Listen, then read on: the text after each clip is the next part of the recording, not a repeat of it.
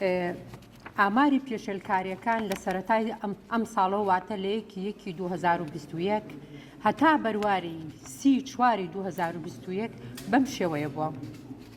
49 پێشێلکاری بەرامبەر بە 36 ڕۆژنامەنووس و دەستگای ڕاگەیاندن ئەنجام دراوە. جۆری پێشێلکاریەکان بەم شێوازە بوون. ڕێگری لە ڕووماڵکردن 23 حاڵەتمان هەبووە. هێرش و هەڕەشە و سوکایەتی 15 حاڵەت هەبووە. زەوتکردنی کەلوپەلی ڕۆژنامەوانی 6 حاڵەت هەبووە. دەست بەسەرکردن بەبێ بڕیاری دادگا 5 حاڵەت هەبووە.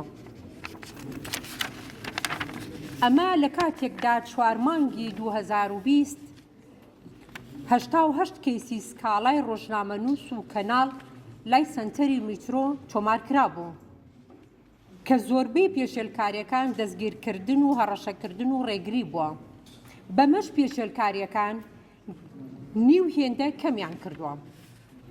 ئێمە ئەم ئامارانە دەخینە بەردەم ڕای گشتی و حکوومەتی هەرێمی کوردستان بە هیوای ئەوەی دیاردەی پێشێلکاری و ڕێز نەگرتن لە یاسای ڕۆژنامەگەری کۆتایی پێبێت و لانی کەم مانگەکانی داهاتوو شانازی بەوە بکەین کە هیچ ڕۆژنامەنووسێک بەهۆی کارەکەیەوە یان بەهۆی ڕەخنەگرتنەوە لە زیندانە نەبێت.